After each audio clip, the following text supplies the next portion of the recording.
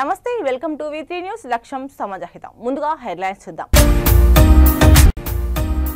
Congo రాగిఘనిలో కూలిన వంతెన 32 మంది మృతి ఇరుకైన వంతెనపై కార్మికులు పరుగులు తీస్తుండగా ఘటన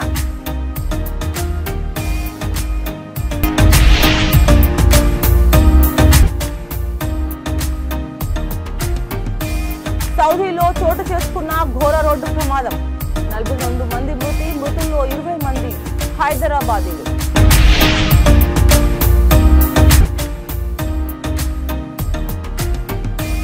స్టీల్ ప్లాంట్ ప్రైవేటీకరణను అడ్డుకుంటామని వెన్నుపోటు పొడిచిన చంద్రబాబు వెన్నుపోటు రాజకీయాలకు చంద్రబాబు నాయుడు కేరాఫడ్డారు లకు పాల్పడుతున్న దొంగల ముఠా అరెస్ట్ 331 గ్రాముల బంగారు ఆభరణాలు కేజీ వెండి స్వాధీనం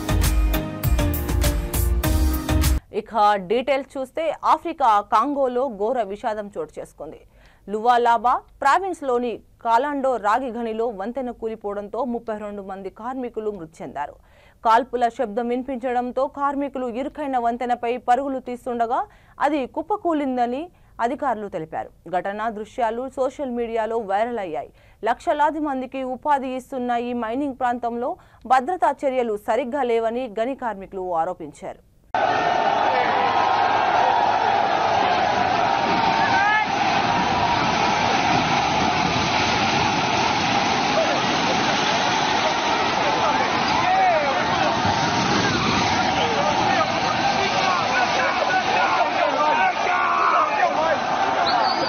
జూబ్లీహిల్స్ ఎమ్మెల్యే నవీన్ యాదవ్ పుట్టినరోజు వేడుకలు బోరబండ డివిజన్లో ఘనంగా జరిగాయి పుట్టినరోజు వేడుకలు బోరబండ డివిజన్ మాజీ డిప్యూటీ మేయర్ బోరబండ కార్పొరేటర్ బాబా పసియుద్దీన్ ఆధ్వర్యంలో కేక్ కట్ చేసి ఆనందోత్సాహాల నడుమ కార్యక్రమం నిర్వహించారు ఒకరికొకరు కేక్ పంచుకొని సంబరాలు జరుపుకున్నారు ఈ కార్యక్రమంలో కాంగ్రెస్ నాయకులు కార్యకర్తలు పాల్గొన్నారు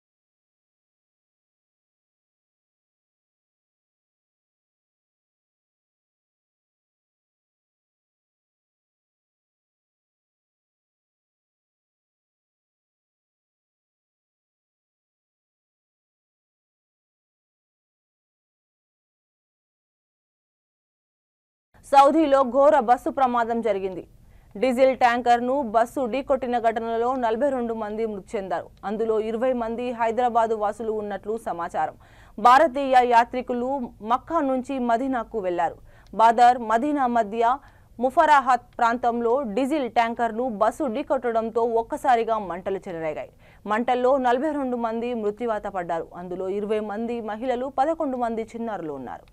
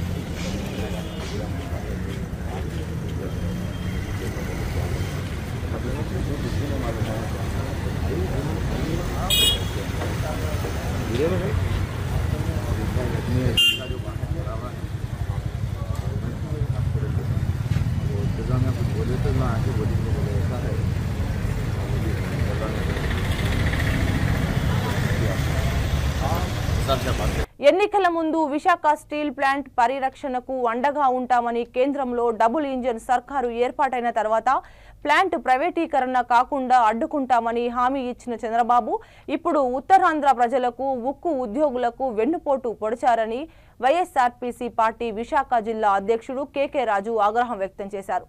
వెన్నుపోటు రాజకీయాలకు Chandrababu Naidu care of address అని, కేవలం తన కుమారుడు రాజకీయ భవిష్యత్తు కోసం ప్లాంట్ ప్రైవేటీకరణకు చంద్రబాబు సహకరిస్తున్నారని స్పష్టం చేశారు.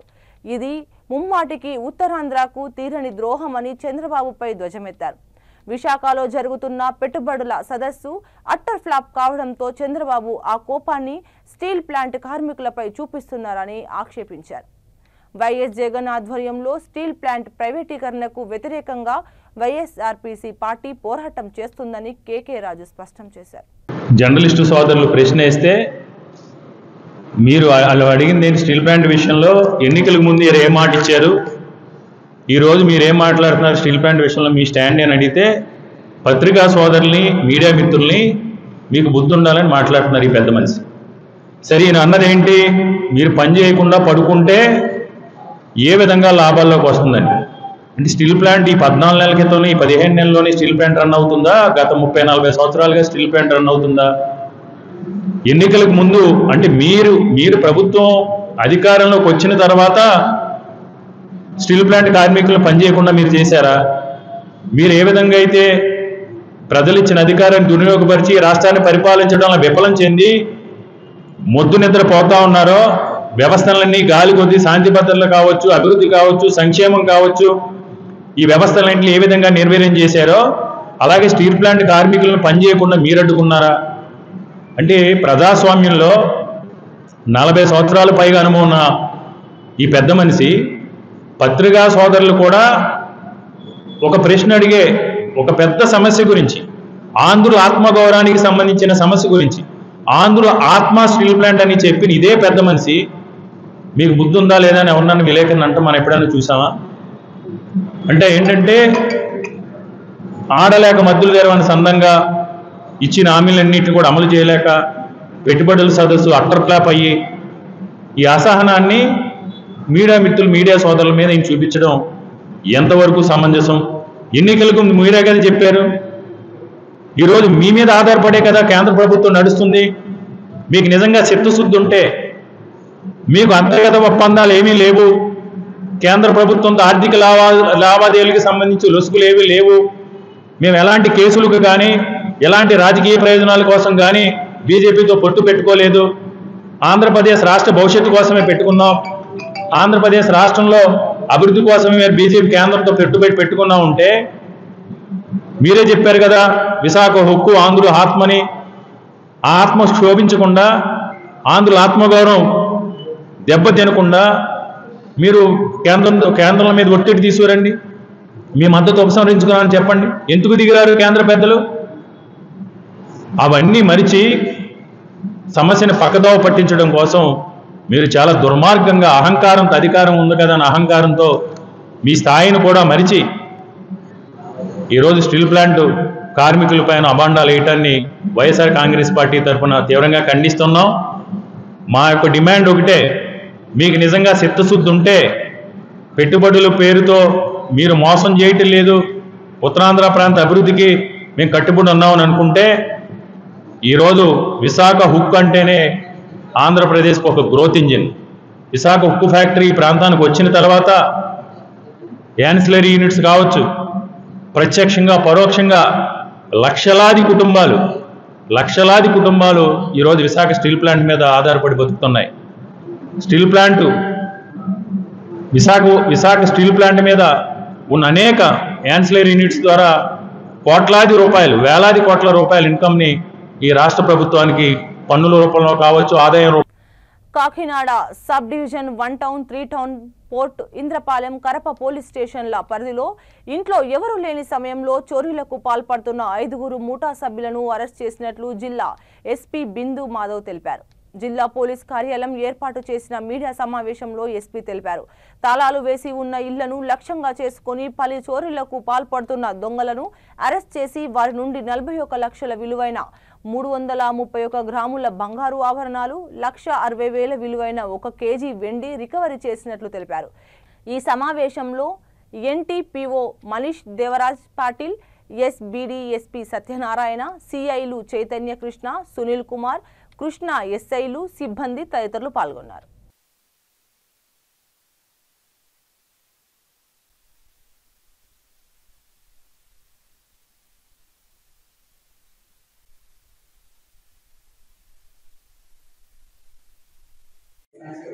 Good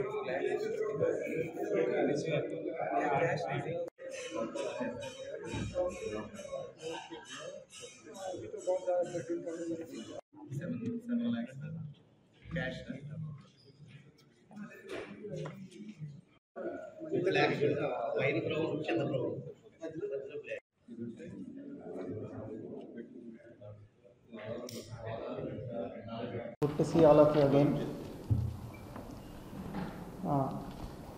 కాకినాడ సబ్ డివిజన్లో 1 town 3 town fourth police station Indrapalem Karapa ఈ పోలీస్ స్టేషన్ల పరిధిలో ఒక 7 దొంగతనాల్లో హౌస్ బ్రేకింగ్స్ ఇంటి డోర్ బ్రేక్ చేసి లాక్ బ్రేక్ చేసి లోపలికి వెళ్ళి దొంగతనం చేసిన కేసుల్లో ఒక 5 ముద్దాయిల్ని అరెస్ట్ చేయడం జరిగింది. వీళ్ళ దగ్గర నుంచి బంగారం వెండి మొత్తం to the tune of 42,60,000 recover చేయడం జరిగింది. ఈ కేసులో మొత్తం దొంగతనానికి పాల్పడిన వాళ్ళు 3, వాళ్ళ దగ్గర నుంచి దొంగ బంగారం కానీ వెండి కానీ కొన్న వాళ్ళు 2 అరెస్ట్ అయ్యారు. ఇంకా 2 ముద్దాయిలు అబ్స్కాండింగ్లో ఉన్నారు. వాళ్ళని కూడా కేసులో ఇంక్లూడ్ చేశాము. త్వరలో వాళ్ళని కూడా అరెస్ట్ చేసి వీళ్ళు సెండ్ దెమ్ టు రిమాండ్. వీళ్ళందరూ జనరలీ దొంగతనానికి పాల్పడేటప్పుడు మా ఇంట్రాగేషన్లో చెప్తున్నది ఏంటంటే ఇంటి తాళాలు బయటికి కనపడేలాగా వేయటం. ఒకవేళ ఎవరైనా ఇంటి దగ్గర నుంచి బయటకు వెళ్తుంటే మెయిన్ డోర్కి కానీ ఆ బయట ఉన్న గేట్కి కానీ పెద్ద పెద్ద తాళాలు వేస్తున్నారు. ఆ తాళం వేస్తే ఐడెంటిఫై అవుతుంది. సెకండ్ థింగ్, దొంగతనం చేసేటప్పుడు తాళం కిటికీ దగ్గర అక్కడున్న కుండీ కింద ఎక్కడో పెట్టి వెళ్తున్నారు. సో ఇట్లాంటివి అబ్జర్వ్ చేసి చెప్పుల స్టాండ్లో అక్కడ పెడితే అబ్జర్వ్ చేసి అవి తీసుకుని దొంగతనానికి పాల్పడుతున్నారు. సో దీని గురించి అందరూ దయచేసి ఎవరైనా ఇంటి దగ్గర నుంచి బయటకు వెళ్ళేటప్పుడు ఒక మోర్ దాన్ 1 నైట్ బయటకు వెళ్తున్నప్పుడు లాక్డ్ హౌస్ మానిటరింగ్ సిస్టమ్ అని ఒకటి ఉంది పోలీస్ వారి దగ్గర, అది వినియోగించుకోవాలని కోరుకుంటున్నాము. అట్లనే ఇంత విజిబుల్గా తాళాలు వేయటం లేదా న్యూస్ పేపర్లు క్యాన్సిల్ చేసుకోకుండా రిపీటెడ్గా రోజు అక్కడ ఒక న్యూస్ పేపర్ పడి ఉండటం ఇట్లా కనపడటం వల్ల ఎక్కువ దొంగతనాలు జరుగుతున్నాయి. సో దయచేసి LHMS యూజ్ చేసుకోండి, సీసీ కెమెరాలు అమర్చుకోండి. సీసీ కెమెరాలు విత్ సైరన్ కూడా వస్తున్నాయి ఇప్పుడు, they are not very expensive. దయచేసి అవి అమర్చుకోవటం, అట్లనే నియరెస్ట్ పోలీస్ స్టేషన్కి ఇంటిమేట్ చేస్తే ఇట్లాంటి ఇన్సిడెంట్స్ మనం జరగక ముందరే అవాయిడ్ చేయడం జరుగుతుంది. సో ఈ డిటెక్షన్లో ఎఫర్ట్స్ పెట్టి ప్రజల డబ్బులు వెనక్కి తీసుకొచ్చి కేసు డిటెక్ట్ చేసినందుకు I appreciate SDPO Kakinada Devaraj, అట్లనే CCS inspector Krishna, port inspector Sunil, Kakinada rural inspector Krishna Chaitanya, అట్లనే crime SI Vinay Pratap, Indrapalem SI Veerababu, port SI Narendra Satish Babu and other ASIs HC. వైద్య పరీక్షలు చేయించుకోవడం వలన ఆరోగ్యపరంగా రాబోయే ప్రమాదాలు అధిగమించే అవకాశం ఉంటుందని మాజీ మంత్రి సనత్ నగర్ ఎమ్మెల్యే తలసాని శ్రీనివాస్ యాదవ్ అన్నారు. అమీర్పేట డివిజన్ శివబాగ్ కాలనీలో లయన్స్ క్లబ్ ఆధ్వర్యంలో హాస్పిటల్ విద్యార్థుల కోసం ఏర్పాటు చేసిన ఉచిత వైద్య శిబిరాన్ని ఆయన ప్రారంభించారు. ఉచిత వైద్య శిబిరాలు సద్వినియోగం చేసుకుని వైద్య పరీక్షలు తప్పనిసరిగా జరిపించుకోవాలని ఆయన కోరారు. వైద్య పరీక్షల ద్వారా మన ఆరోగ్య పరిస్థితి తెలుసుకోవాల్సిన జాగ్రత్తల గురించి వైద్యులు సూచనలు చేస్తారని, తద్వారా ఆరోగ్యవంతమైన జీవితాన్ని గడపవచ్చని వివరించారు. పేద ప్రజలు అధికంగా నివసించే ప్రాంతాల్లో పెద్ద సంఖ్యలో ఉచిత వైద్య శిబిరాలు ఏర్పాటు చేయాలని Lions club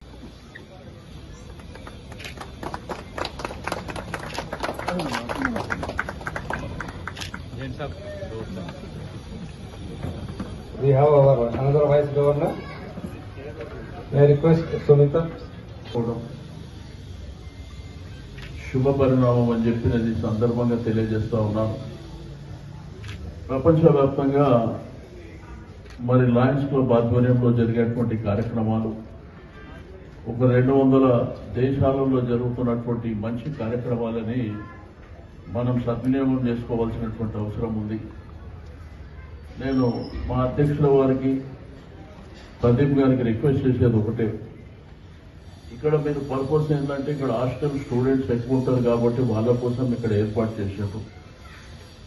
but hostel association వాళ్ళతోని ఒక మీటింగ్ ఏర్పాటు చేసుకొని చేస్తే బ్రహ్మాండంగా ఉంటుంది. ఎందుకంటే వాళ్ళకి హాలిడే ఎప్పుడు ఉంది, ఈరోజు సండే అయినప్పటికీ అందరూ కలిసి యూనిఫామ్గా చేస్తే చాలా మందికి మనం హెల్ప్ చేసిన వాళ్ళం అవుతాం.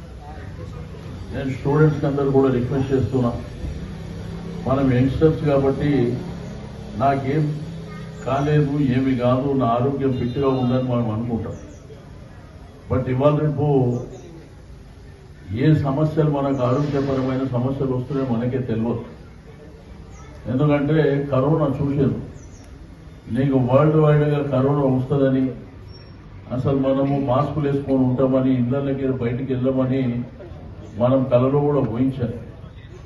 ఇవాళ డిసీజ్ అనేది చిన్నపిల్లలకు కూడా వస్తుంది, స్టూడెంట్స్కి వస్తుంది. మనమేమనుకుంటున్నాం 50 years అబవ్ ఉన్న వాళ్ళకి వస్తుందని మనం అనుకుంటున్నాం. బట్ అన్ఫార్చునేట్ ఏంటంటే దేశంలో అన్ని ఏజ్ గ్రూప్ వాళ్ళకి అందరికీ వస్తుంది. లేడీస్ జెంట్స్ అనే తేడా లేకుండా అందరికీ లేనిపోని సమస్యలు వస్తున్నాయి. ఎంతకైనా బెటర్ ఇటువంటి ఆపర్చునిటీని మనం యూటిలైజ్ చేసుకోవాల్సినటువంటి అవసరం ఉంది. ఇప్పుడు మన ప్రాంగణంలో మన ప్రాంతంలో లయన్స్ క్లబ్ వాళ్ళు ఇంత గొప్ప కార్యక్రమాన్ని నిర్వహించినప్పుడు దాన్ని మనమే ఇనిషియేట్ చేసి మన హెల్త్ మనం చెక్ చేయించుకోవడంలో మనకేం తప్పులేదు. మీకు బ్లడ్ టెస్ట్ కానివ్వండి, షుగర్ టెస్ట్ కానివ్వండి, బీపీ కానివ్వండి, నీకు ఈసీజీ కానివ్వండి, సైమల్టేనియస్గా ఏంటంటే వన్స్ డాక్టర్ చెక్ చేసినప్పుడు ఏదో రూపంలో మనకేదైనా ఇబ్బంది ఉందనుకుంటే దాన్ని తగ్గించుకునేటువంటి అవకాశం ఉంటుంది. అసలు ఎందుకు నాకు ఈ ప్రాబ్లం వచ్చింది ఫర్దర్గా ఫాలో అవ్వడానికి అవకాశం ఉంటుంది. మీకు ఒక హెల్త్ క్యాంపే కాకుండా మెడిసిన్ కూడా ఒక 15 days వరకు ఇవ్వడం అనేది కూడా నిజంగా శుభ పరిణామం. ఈ రోజు మనం మార్కెట్లో చూస్తున్నాం, ఏ హాస్పిటల్కి వెళ్ళినా, కన్సల్టెంట్ దగ్గరికి, ఏ డాక్టర్ దగ్గరికి వెళ్ళినా కానీ మినిమం 400-500 కానీ ఒక్కసారి వాళ్ళతోని మనం ఇంటరాక్ట్ అయినందుకే తీసుకునేటువంటి పరిస్థితి కానివ్వండి, ఎక్స్రే కానివ్వండి, రకరకాల దాని మీద దగ్గర 3-4 వేల రూపాయలు ఖర్చు అవుతుంది. బట్ ఇది ఫ్రీగా జరిగేటువంటి కార్యక్రమం కాబట్టి. మేడ్చల్ జిల్లా బోడుపల్ మున్సిపల్ కార్పొరేషన్ గంగపుత్ర సంఘం ఆధ్వర్యంలో రాష్ట్ర కాంగ్రెస్ నాయకులు తోటకూర వజ్రేష్ యాదవ్, డాక్టర్ రాపోలు రాములు, పోగుల నరసింహారెడ్డి, మంద సంజీవరెడ్డిలను మర్యాదపూర్వకంగా కలిసి సాల్వాతో ఘనంగా సత్కరించారు. నూతన కమిటీకి గంగపుత్రులకు తమ సహాయ సహకారాలు అందించాలని కోరారు. ఈ కార్యక్రమంలో అధ్యక్షులు బంగారు కుమారస్వామి, ప్రధాన కార్యదర్శి నన్నుట రాజేశ్వర్, కోశాధికారి నాగుల లింగమూర్తి, ముఖ్య సలహాదారులు పాక మధుసూదన్, కూర బాలరాజ్, కొదిరపాక జగన్నాథం, ఉపాధ్యక్షులు పాక శ్రీనివాస్, పంపరి భిక్షపతి, గోకుల సత్యనారాయణ, గంగపుత్ర కమిటీ సభ్యులు తదితరులు పాల్గొన్నారు.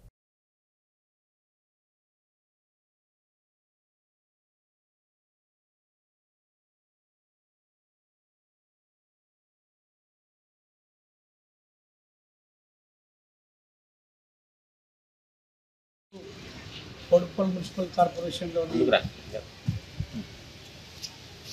ఈరోజు బోడుపల్ మున్సిపల్ కార్పొరేషన్లోని గంగపుత్ర సంఘం ఆధ్వర్యంలో వారి సంఘానికి నూతన కార్యవర్గాన్ని ఎన్నుకోవడం జరిగింది. ఈ సందర్భంగా అధ్యక్షులు కుమారస్వామి గారు, అదేవిధంగా ప్రధాన కార్యదర్శి రాజేశ్వర్ గారు, కోశాధికారి లింగమూర్తి గారు, మరి వాళ్ళ పిఎల్ మధు గారు, జగన్నాథం గారు, మరి పెద్దలందరూ కూడా బాలరాజు గారు, వీళ్ళందరూ కూడా చాలా కష్టపడి, ఎందుకంటే శూన్యం నుండి శిఖరాగ్రాలకు చేరుకున్నారు. ఆ విధంగా శూన్యం నుండి శిఖరాగ్రాలకు ఎందుకంటే ఏమీ లేని దగ్గర నుంచి వాళ్ళు ఈ స్థాయికి వచ్చేటంటే నిజంగా వాళ్ళని సంఘాన్ని అభినందించాలి. అందరం కూడా ఇట్లాంటి కార్యక్రమాలు మనం అందరం కూడా సహకరించాల్సినటువంటి అవసరం ఉంటుంది. ఈరోజు ఆ సంఘం ఇప్పుడు నూతనంగా ఎన్నికైనటువంటి కార్యవర్గానికి నేను శుభాకాంక్షలు తెలియజేస్తా ఉన్నా.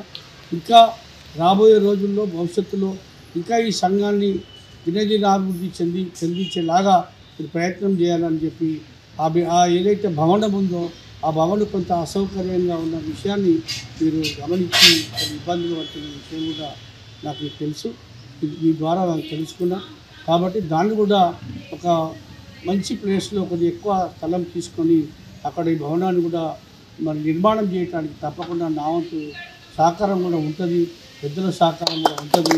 తప్పకుండా రాష్ట్ర ప్రభుత్వం కూడా మరి ఇట్లాంటి వాటికి ఈరోజు కుల సంఘాలకు ఎంకరేజ్ చేస్తూ ఉంది. రాష్ట్ర ప్రభుత్వం కూడా ఇది బీసీల కోసము 42% రిజర్వేషన్ కోసం ఈరోజు కేంద్రంతో పోరాటం చేస్తూ ఉన్నారు.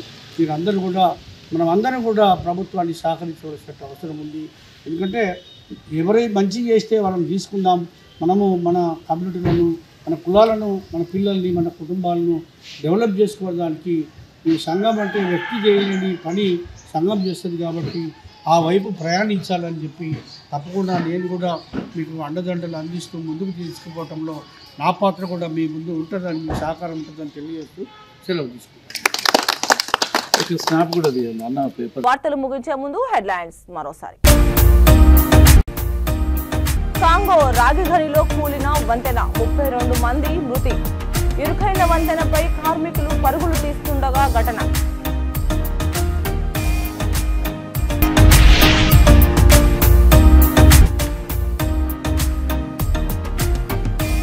సౌదీలో చోటు చేసుకున్న ఘోర రోడ్డు ప్రమాదం.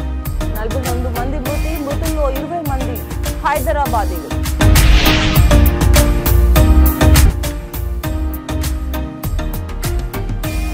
స్టీల్ ప్లాంట్ ప్రైవేటీకరణను అడ్డుకుంటామని వెన్నుపోటు పొడిచిన చంద్రబాబు.